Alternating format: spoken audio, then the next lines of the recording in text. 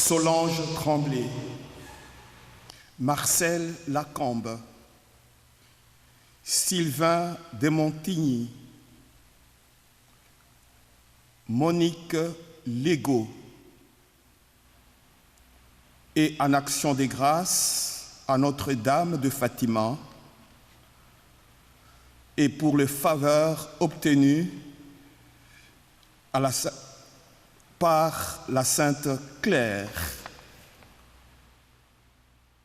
Notre joie est immense de célébrer cette Eucharistie à la fête de Saint Jean Brebeuf et Isaac Jogues, prêtres et leurs compagnons, qu'on appelle martyrs canadiens. Au nom du Père et du Fils et du Saint-Esprit, la grâce de Jésus le Christ notre Seigneur, l'amour de Dieu le Père et la communion de l'Esprit Saint soient toujours avec vous. Frères et sœurs, au début de cette célébration, tournons-nous vers le Seigneur, nous qui sommes rassemblés pour célébrer sa parole vivante, Jésus-Christ, afin de nous montrer dignes de participer à cette action de grâce, implorons la miséricorde divine. Seigneur, accorde-nous ton pardon. Montre-nous ta miséricorde. Que Dieu Tout-Puissant nous fasse miséricorde, qu'il nous pardonne nos péchés et nous conduise en la vie éternelle. Gloire à Dieu au plus haut des cieux et paix sur la terre aux hommes qu'il aime. Nous te louons, nous te bénissons, nous t'adorons, nous te glorifions, nous te rendons grâce pour ton immense gloire. Seigneur Dieu, Roi du ciel, Dieu le Père Tout-Puissant, Seigneur, Fils unique, Jésus-Christ, Seigneur Dieu, Agneau de Dieu, le Fils du Père, toi qui enlèves le péché du monde, prends pitié de nous. Toi qui enlèves le péché du monde, reçois notre prière. Toi qui es assis à la droite du Père, prends pitié de nous. Car toi seul es saint, toi seul le Seigneur, toi seul le Très-Haut, Jésus-Christ, avec le Saint-Esprit, dans la gloire de Dieu le Père. Amen. Disposons nos cœurs à la prière.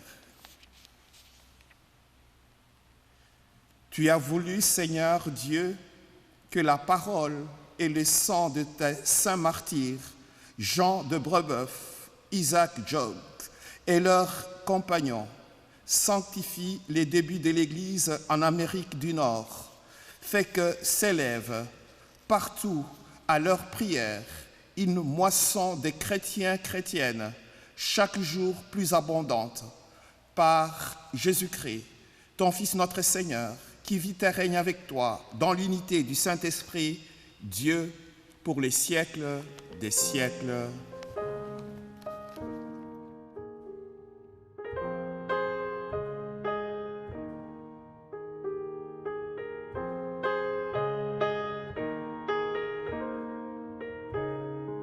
De la lettre de Saint Paul apôtre aux Romains. Si Dieu est pour nous, qui sera contre nous? Il n'a pas épargné son propre Fils, mais il l'a livré pour nous tous. Comment pourrait-il, avec lui, ne pas nous donner tout? Qui accusera ceux que Dieu a choisis? Dieu est celui qui rend juste.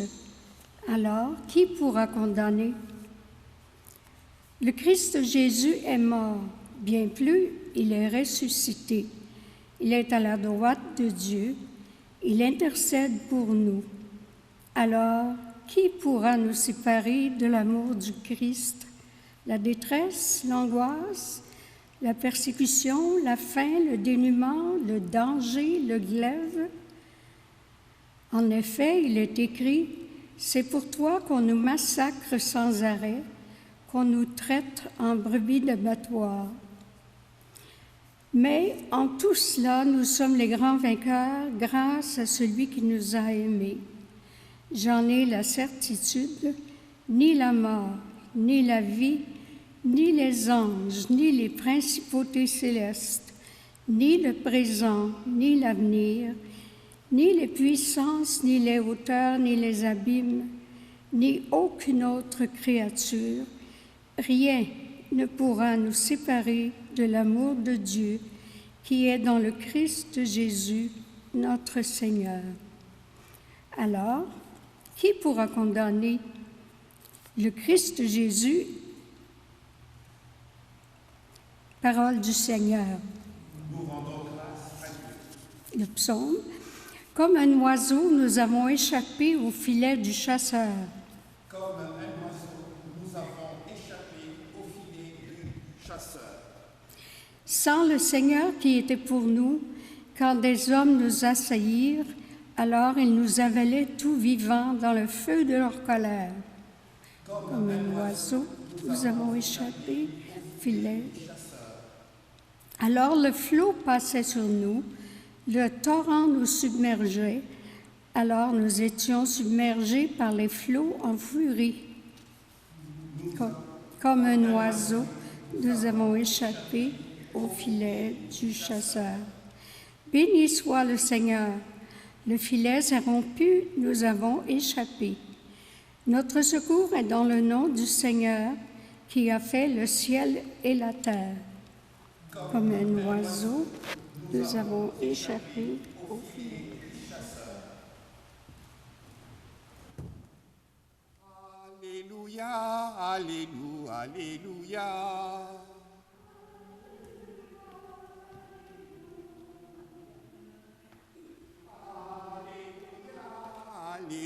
Alléluia, alléluia, alléluia, alléluia. Ceux qui sèment dans les larmes moissonnent dans la joie. Alléluia. Le Seigneur soit avec vous. Évangile de Jésus-Christ selon Saint Jean. En ce temps-là, Jésus disait à ses disciples, « Amen, amen, je vous l'ai dit, si les grains de blé tombés en terre ne meurent pas, ils restent seuls. Mais s'ils meurent, ils portent beaucoup de fruits. Qui aime sa vie, la perd. Qui s'en détache en ce monde, la gardera pour la vie éternelle. Si quelqu'un veut me servir, qu'il me suive, et là où moi je suis, là aussi sera mon serviteur. Si quelqu'un me sert, mon Père l'honorera. Acclamons la parole de Dieu.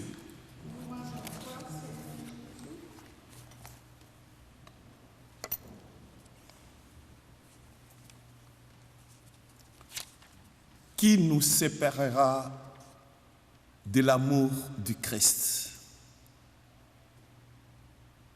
Qui sème dans les larmes, moissonne dans la joie. Si les grains de blé tombés en terre ne meurent, ils restent seuls. Mais s'ils meurent, ils portent beaucoup de fruits. Les deux textes, les deux extraits bibliques ainsi que le psaume 124 qui viennent d'être lus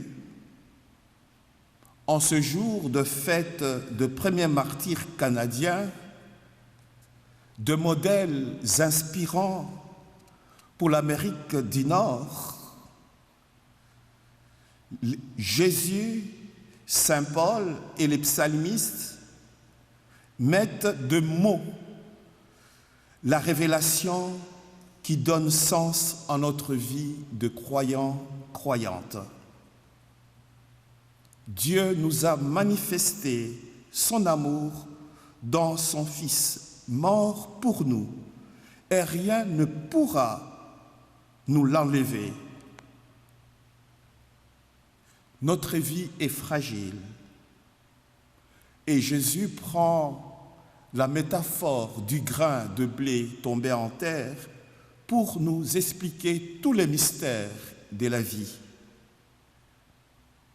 Les épreuves, les souffrances, les maladies incurables, même la mort.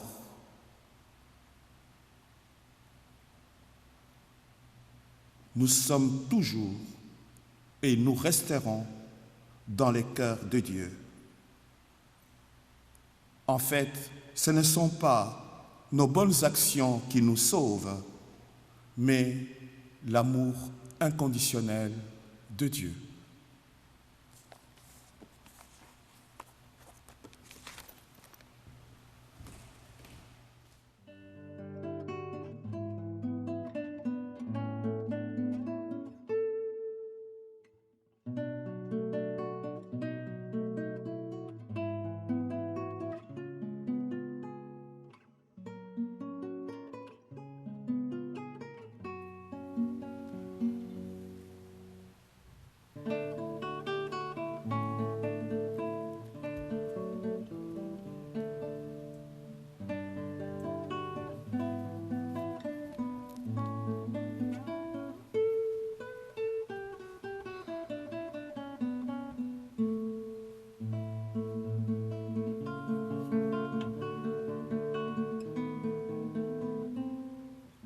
Que cette eau se mêle au vin pour le sacrement de la nouvelle alliance, puissions-nous être unis à la divinité de celui qui a pris notre humanité.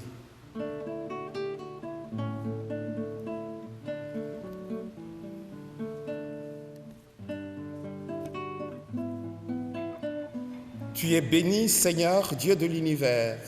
Nous avons reçu de ta bonté le pain que nous te présentons, fruit de la terre et du travail des humains. Il deviendra pour nous le pain de la vie. Tu es béni, Dieu de l'univers. Nous avons reçu de ta bonté le vin que nous te présentons, fruit de la vigne et du travail des humains. Il deviendra pour nous le vin du royaume éternel. Humbles et pauvres, nous te supplions, Seigneur, accueille-nous que notre sacrifice en ce jour trouve grâce devant toi. Lave-moi de mes fautes, Seigneur, et purifie-moi de mon péché.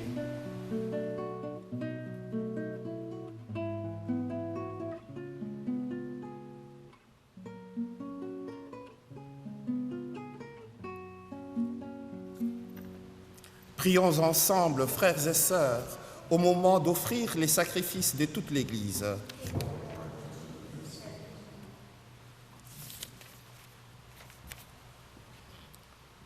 Seigneur, fais que nous te présentions avec un cœur pur l'offrande immaculée, où grâce à leur vie innocente, d'innocence et d'austérité, tes martyrs ont trouvé un aliment d'une grande douceur par le Christ notre Seigneur. Le Seigneur soit avec vous. Élevons notre cœur. Rendons grâce au Seigneur notre Dieu. Vraiment, il est juste et bon pour ta gloire et notre salut de t'offrir notre action de grâce, toujours et en tout lieu. Seigneur Père très saint, Dieu éternel et tout-puissant, nous reconnaissons un signe éclatant de ta grâce dans les martyrs de Saint Brebeuf et ses compagnons.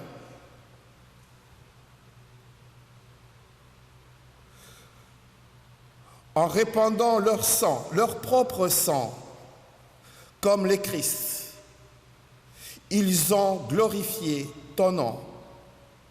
C'est ta puissance qui se déploie dans la faiblesse quand tu donnes à des êtres fragiles de te rendre témoignage par le Christ notre Seigneur. C'est pourquoi, avec la puissance des cieux, nous pouvons te bénir sur la terre et t'adorer sans fin en proclamant « Saint, Saint, Saint, le Seigneur, Dieu de l'univers, le ciel et la terre sont remplis de ta gloire. Hosanna au plus haut des cieux. Béni soit celui qui vient au nom du Seigneur. Hosanna au plus haut des cieux. »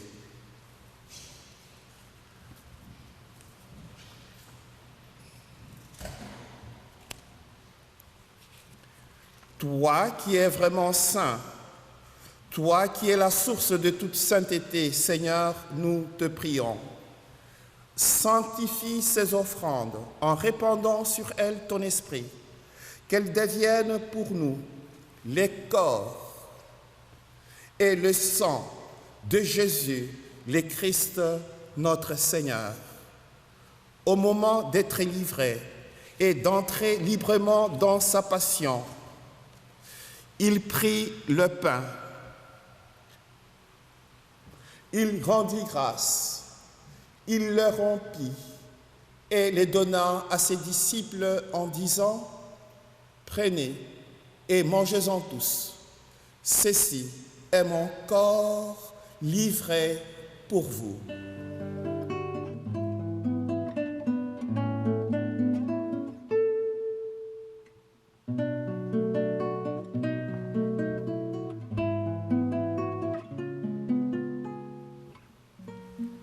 De même, après le repas, il prit la coupe.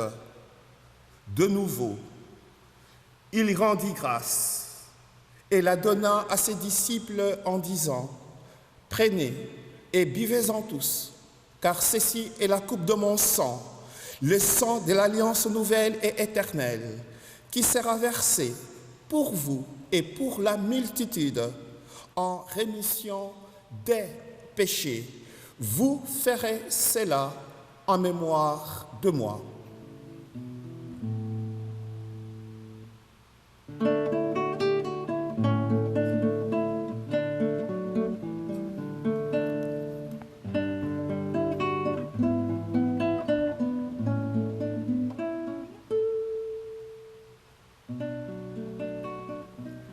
Christ est venu, Christ est né, Christ a souffert, Christ est mort, Christ est ressuscité,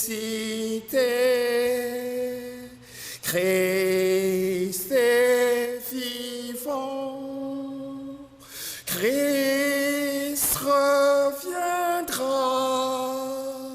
Christ est là, Christ reviendra, Christ est là.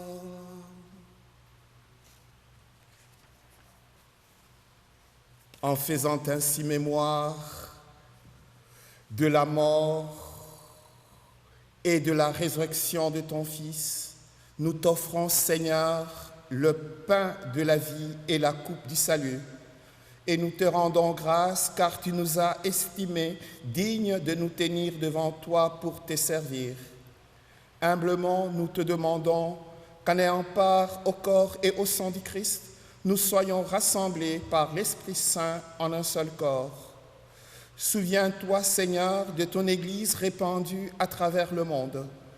Fais-la grandir dans ta charité, en union avec notre pape François, notre évêque nouvellement nommé, Monseigneur Alain Faubert, Monseigneur Noël Simard, et tous les évêques, les prêtres, les diacres, les religieux, religieuses, et tous tes enfants, peuple de Dieu. Souviens-toi aussi de nos frères et sœurs qui se sont endormis dans l'espérance de la résurrection. Et souviens-toi dans ta miséricorde de tous les défunts et défuntes. Solange, Tremblay,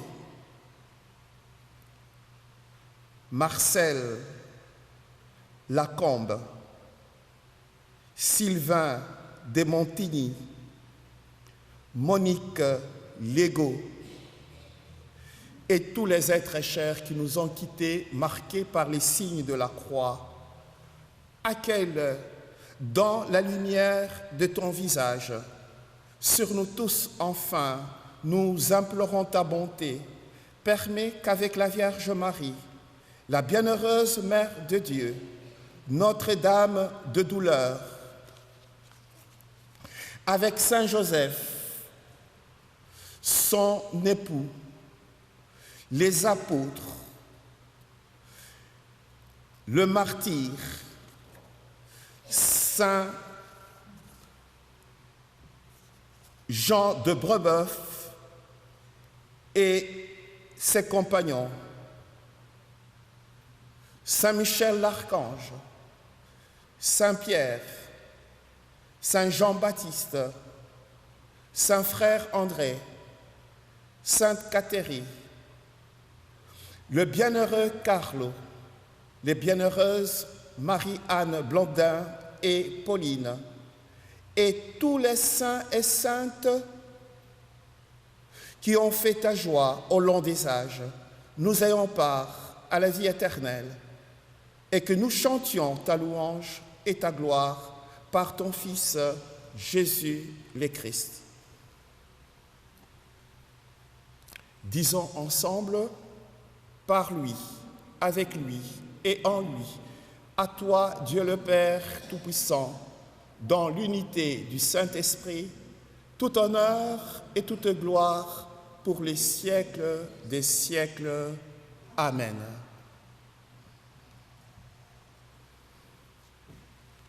Jésus est la parole vivante de Dieu.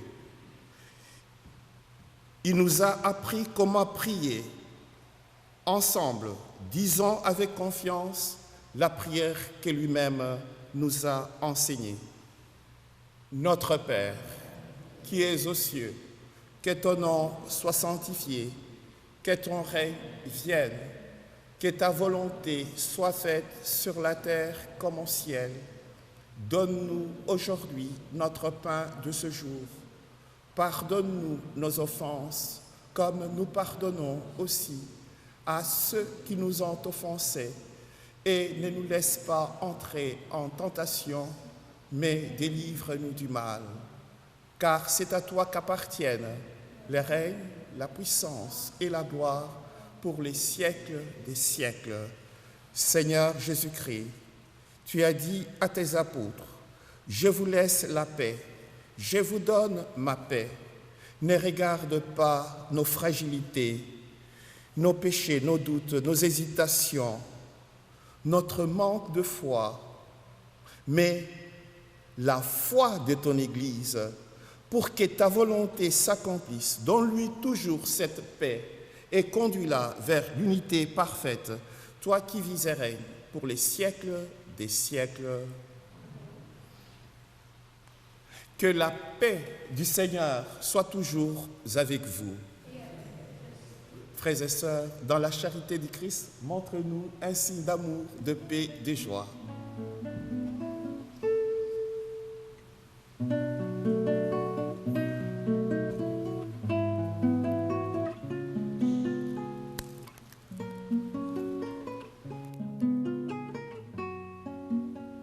Agneau de Dieu, qui enlève le péché du monde, prends pitié de nous.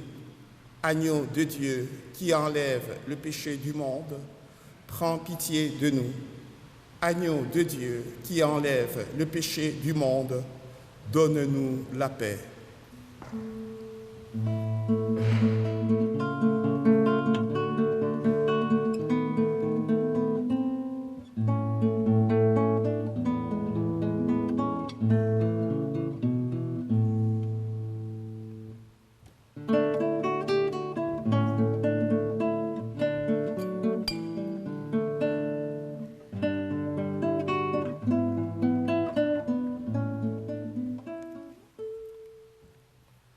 Voici le bon pasteur, le vrai berger, le Christ ressuscité, réellement présent dans cette Eucharistie.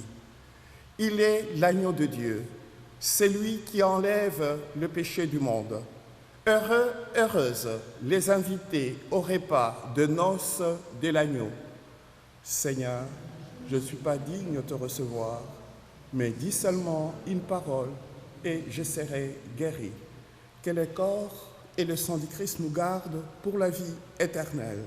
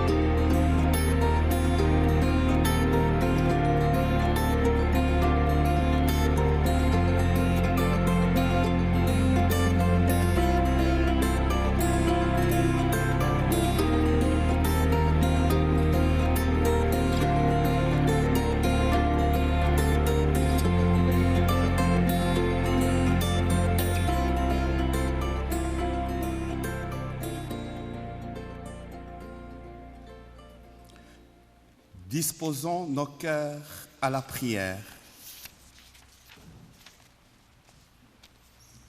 Nourris du pain de fort, nous te prions, Dieu Tout-Puissant, puisque tes saints martyrs ont puisé dans l'Eucharistie le courage de mourir pour leurs frères et sœurs. Fais que nous sachions, nous aussi, en portant le fardeau les uns les autres, aimer vraiment notre prochain par le Christ notre Seigneur. Le Seigneur soit avec vous et que Dieu Tout-Puissant nous bénisse, le Père, le Fils et le Saint-Esprit. Allez annoncer la bonne nouvelle du salut à vos frères et sœurs. Allez dans la paix du Christ. Bonne journée.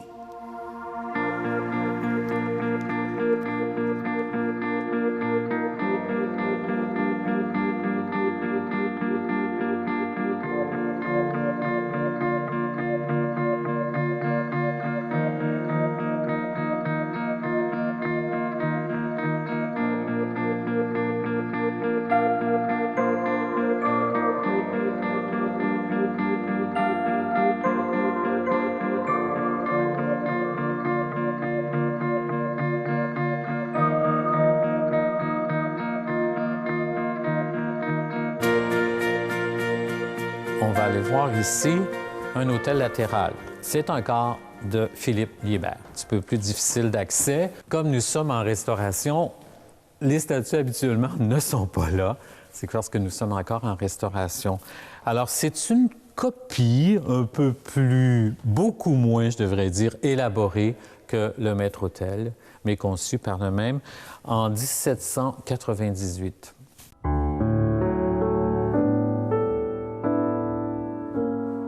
On y retrouve exactement les angélos, on y retrouve les mêmes médaillons, mais c'est beaucoup plus petit et plus sobre.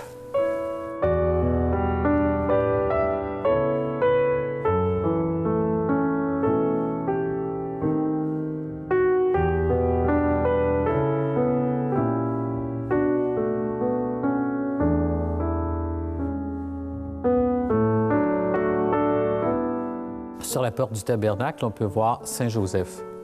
Et si on ouvre à l'intérieur, qui est tout recouvert d'un tissu peint. Très intéressant aussi. C'est des très beaux détails.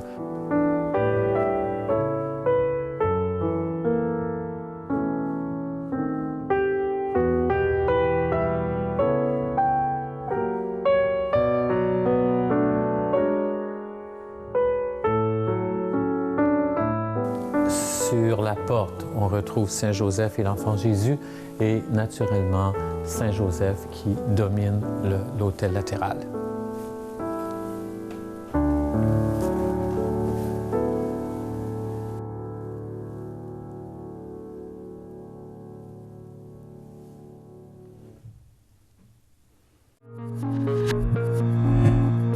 Ma ville, ma passion, c'est une émission où nous avons la chance de discuter avec des maires et des mairesses, mais surtout des personnes impliquées, audacieuses, de cœur, qui sont passionnées par leur ville, leur municipalité, qui vivent des enjeux économiques, environnementaux, de développement. Je vous attends chaque semaine en compagnie de vos maires et mairesses à l'émission Ma ville, ma passion.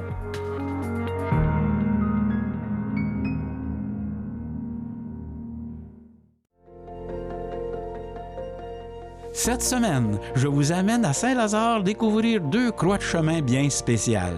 La croix de la rue Garot, avec sa niche personnalisée, mais tout d'abord, allons voir celle que l'on surnomme le Calvaire Saint-Louis.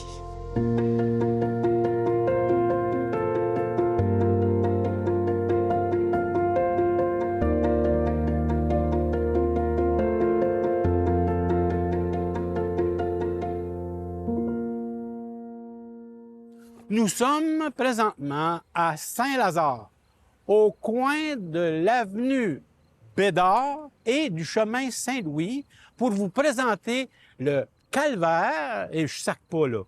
C'est un calvaire parce qu'il y a un corpus, il y a un Jésus sur une croix qu'on va vous présenter.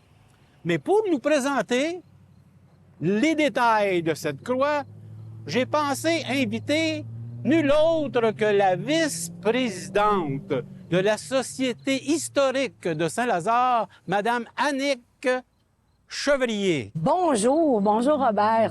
C'est un plaisir. Alors, comme tu l'as si bien souligné, on est présentement sur la propriété des Martels, au coin de l'avenue Bédard et du chemin Saint-Louis, où se trouve la dernière croix originalement de Saint-Lazare. comme tu disais si bien tantôt, ce n'est pas qu'une simple croix de chemin, ça représente un calvaire. Ce qui est à savoir, c'est qu'avant que les Martel fassent l'achat de la propriété ici, au tout début, la propriété a été construite et appartenait à M. René Lauzon, qui était cordonnier et opérait son atelier de cordonnerie au sous-sol. Moi, quand j'étais toute petite fille, je venais avec mon père et il faisait des miracles pour réparer nos bottes, bien sûr, mais aussi pour réparer nos attelages de chevaux. Alors, à l'origine, la maison, la propriété ici appartenait à M. René Lauzon. Ça a été vendu ensuite à la ferme Gérard Martel et Fils. Et ce que M. Martel me disait hier, depuis ces dernières années, la croix, le calvaire, est entretenu par la famille Martel, mais aussi par des citoyens, des membres de la communauté. M. Martel me disait, écoute, Annick, l'an passé, il y a une dame qui est venue avec son pinceau, son pot de peinture pour repeindre le calvaire. Il y a des gens qui sont venus installer aussi un système d'éclairage à énergie solaire et très régulièrement, des gens viennent déposer des fleurs au pied du Christ.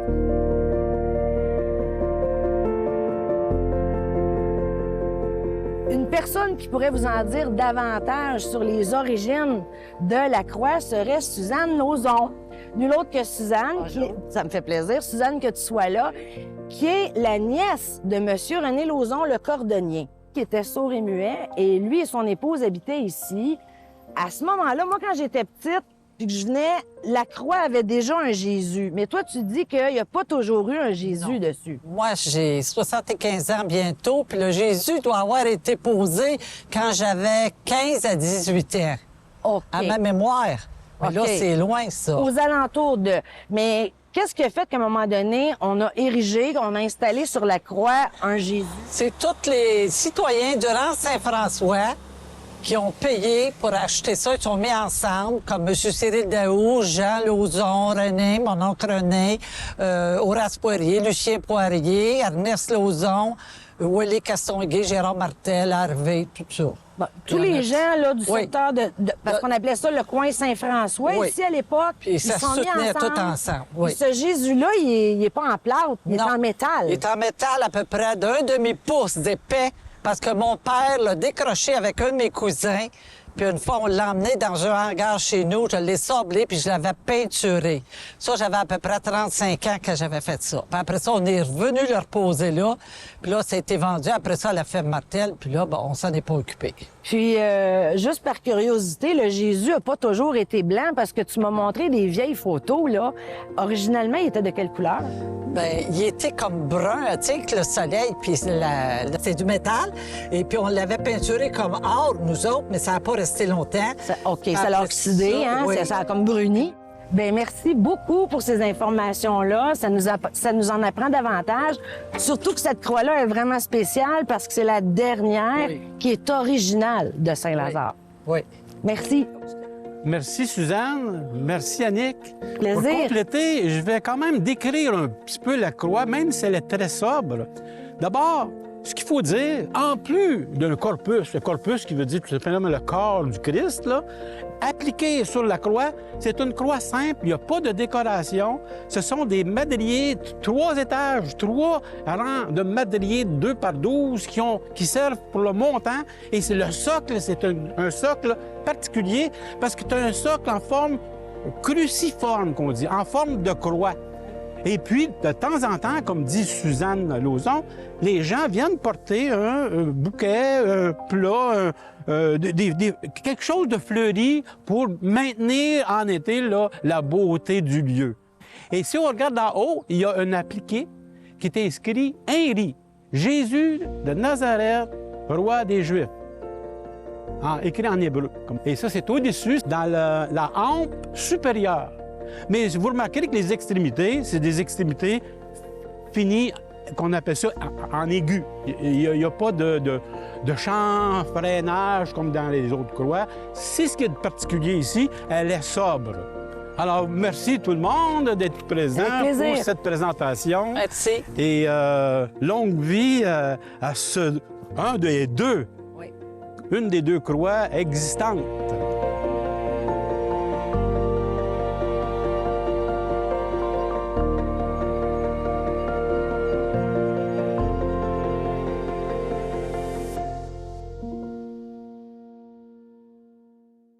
Nous sommes présentement à Saint-Lazare, sur la rue Garot.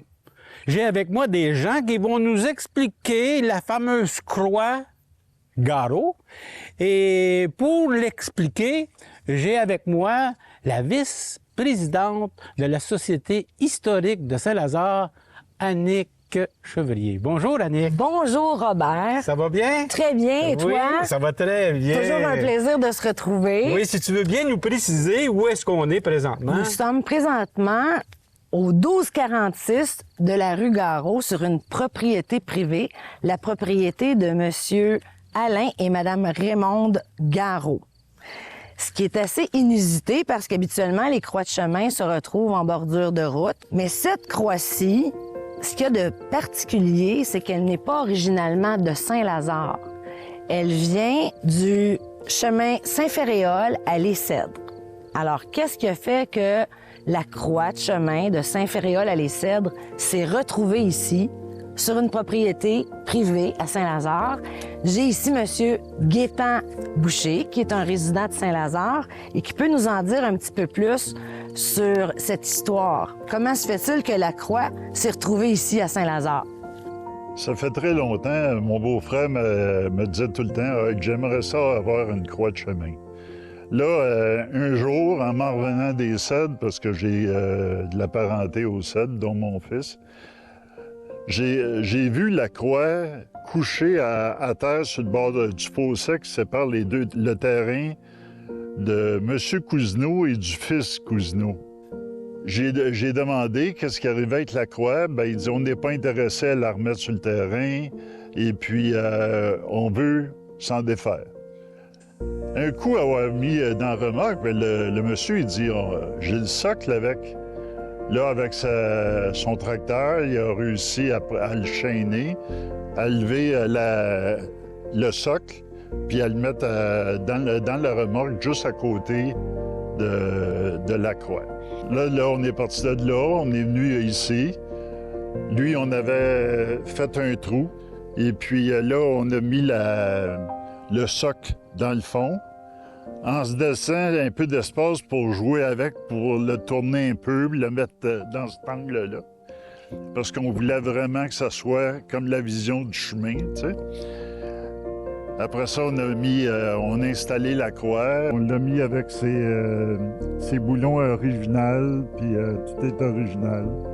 Puis il restait la niche. Oui, il restait la niche. La niche a été rajoutée parce que la niche originale était était vraiment défaite. En piètre état. C'était plus bon. Et puis, j'ai sauvé qu'est-ce qu'il y a dedans, là, la Sainte Vierge avec le chapelet et tout ça. Mais j'ai rajouté une photo de mon beau-père. Et puis, lui, il restait juste au bout de la rue, dans le domaine en arrière de moi. Ça a été une belle façon d'honorer le patrimoine religieux, parce que sinon, cette croix-là était vouée à être détruite probablement. Brûlée peut-être, tu sais. Alors vous, en l'ayant récupérée, puis en l'ayant érigée ici, ben on assure la pérennité de la croix. Oui, mais parlant de la croix, on va en profiter pour la décrire de tous ces ornements, dont les ornements de la Passion. Alors, si on observe la croix un peu, c'est une croix qui est faite en bois, qu'elle a été chanfreinée, elle a été peinte en blanc, et il y a des objets. Par exemple, à la traverse, là, entre la hampe et la traverse, il y a un cœur. Bien, c'est comme partout dans toutes les croix de chemin, il y a le cœur qui symbolise le cœur sacré de Jésus qui a été déterminé par Monseigneur Alfred Langlois dans les années 50. Partout sur le territoire du diocèse, sur les croix de chemin, il doit y avoir un cœur pour identifier la région. Ensuite, si vous regardez au-dessus de la partie de la hampe supérieure, vous avez un écriteau peint en rouge avec l'inscription des lettres INRI, comme d'habitude, qui signifie en français Jésus de Nazareth, roi des Juifs. Et si vous regardez ensuite à partir de la traverse vers la hampe inférieure, il y a du côté droit une échelle qui symbolise le corpus qu'on enlève de la croix. Et à gauche, on a est un petit peu en défaillance de sa pointe, là, mais c'est censé être une lance qui permettait de perforer le cœur de Jésus. Alors, le cœur qui revient encore. Et puis, en dessous, dans la hampe médiane ou principale, on a la niche dans laquelle se trouve une photo. Hein? Et on a aussi une petite statuette de la Vierge et un chapelet. Et ça fait partie de la niche, qui est caractéristique souvent des croix de chemin chez nous.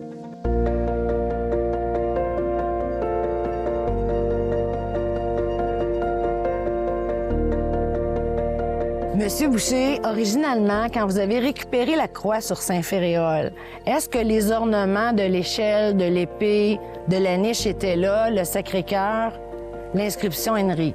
Non, la croix, l'échelle et le semblant de lance n'étaient pas là. Et puis la photo de mon beau-père n'était pas là. T'sais. Ce qui est intéressant, vous avez ajouté la photo de M. Roger Garot. D'ailleurs, la rue ici, la rue Garot, c'est une petite rue, il y a 4 maisons.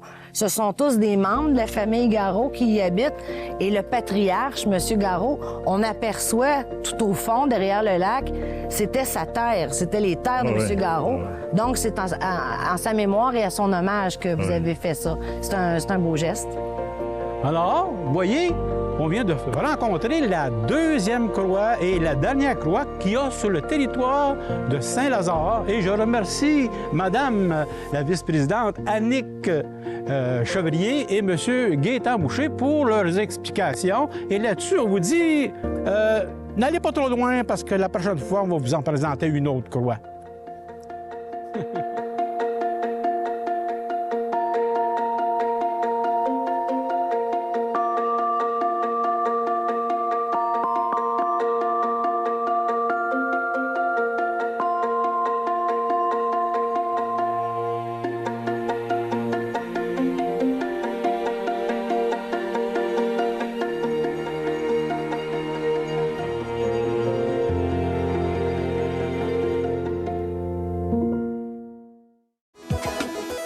Les capsules Ado-Culture sont réalisées dans le cadre du projet vert de l'École secondaire du Chêne Bleu en collaboration avec la députée de Vaudreuil, Marie-Claude Nichols.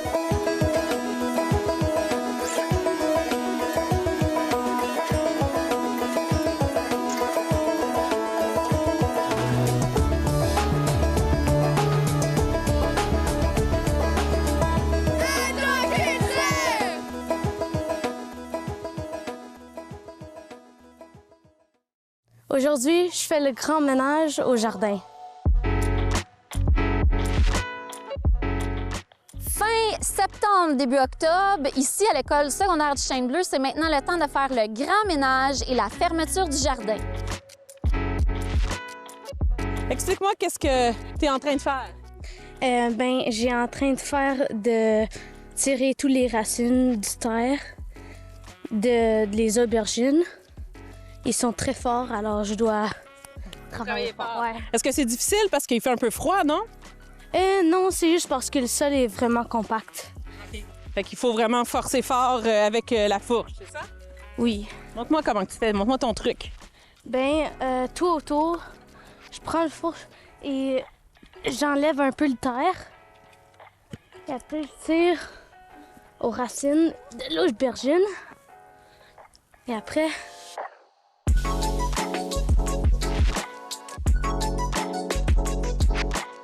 Donc, toutes les cultures chaudes, les tomates, les poivrons, toute cette famille-là, vos concombres, vos zucchinis, tout ça, on doit absolument les nettoyer parce qu'ils ne pousseront plus. Hein, ça nous brise le cœur. On voit les belles tomates encore vertes sur le plat, puis on se dit, mon Dieu, on a encore des produits, puis tout ça, mais il ne fait plus assez chaud. Les nuits sont trop froides. Fait que les produits, ils ne mûrissent plus tout seuls sur les vignes, sur les plants. Donc, il faut absolument faire un grand ménage. Puis, c'est essentiel pour bien commencer le printemps prochain de s'assurer que tout est nettoyé. Là, ce matin, vous êtes arrivés, il faisait quand même froid. Là. Bon, le soleil est sorti, mais faire le nettoyage du jardin, quand il commence à faire 0, 1, 2 le matin, faut travailler fort. Ouais, mais au moins, c'est mieux d'être qu'il fasse plus froid que plus chaud parce que je sais que pendant l'hiver, pendant l'été, c'est vraiment catastrophique. Bien, ici, on est avantagé. On a des tubulures pour l'arrosage, donc il faut absolument les retirer avant de commencer les travaux parce qu'on tient à garder quand même nos accessoires en bonne santé. T'aimes-tu mieux planter, récolter ou fermer le jardin? Planter, c'est plus facile. Plus facile? Ouais, parce que juste ça paraît trop, tu le mets, puis après tu recouvres. Et... ouais, moins d'efforts. On va recouvrir les planches de culture d'un polythène noir qui va permettre quand même à la vie, à la dégradation, le compostage de se continuer pendant un certain temps. Et en même temps, ça réduit l'érosion à cause des pluies fortes, à cause des vents intenses de l'hiver. Fermer le jardin, est-ce que ça te rend des fois un peu triste? Non, je pense que c'est comme un peu le cycle de la vie. Ça plante, après tu l'enlèves, puis tu replantes au début du printemps.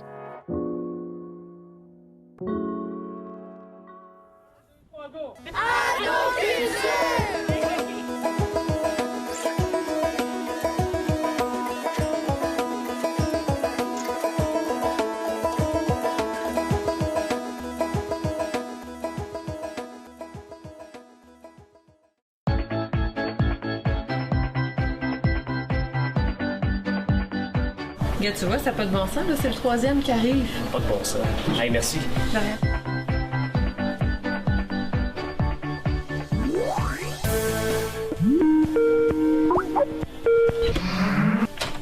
Hey, salut! Salut, papa, ça va ta mission?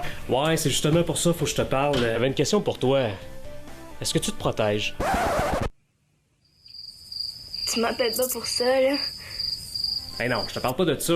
En fait, je veux savoir si tu protèges tes informations personnelles, tes données bancaires sur Internet, parce qu'il y a des fraudeurs. Actuellement, on est rendu à 3 cas ici. C'est quand même assez important, là.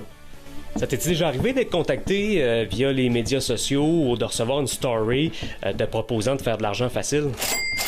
Ben oui, on entend parler comme donner son numéro de compte ou son NIP ou prêter sa carte de début contre de l'argent.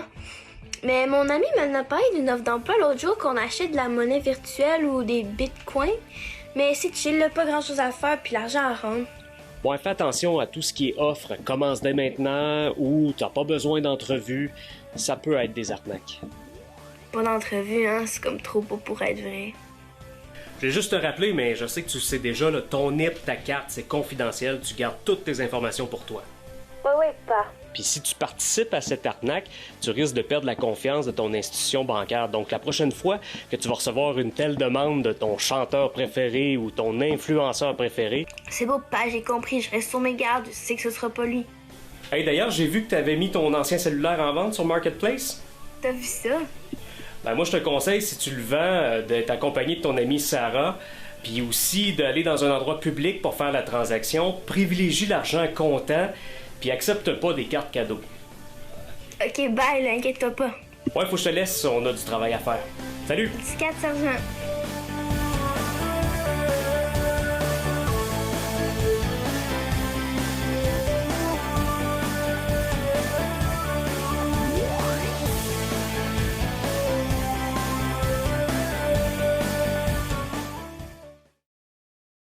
Ici Robert Payan.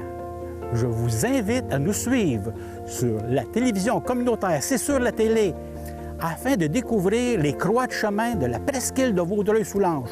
Pas les petites croix sur le bord des fossés, non, les grandes croix de 8 à 10 mètres avec les instruments de la Passion, qui ont des fois plus de 100 ans et qui ont toute une histoire en art populaire. Suivez-nous, on vous attend.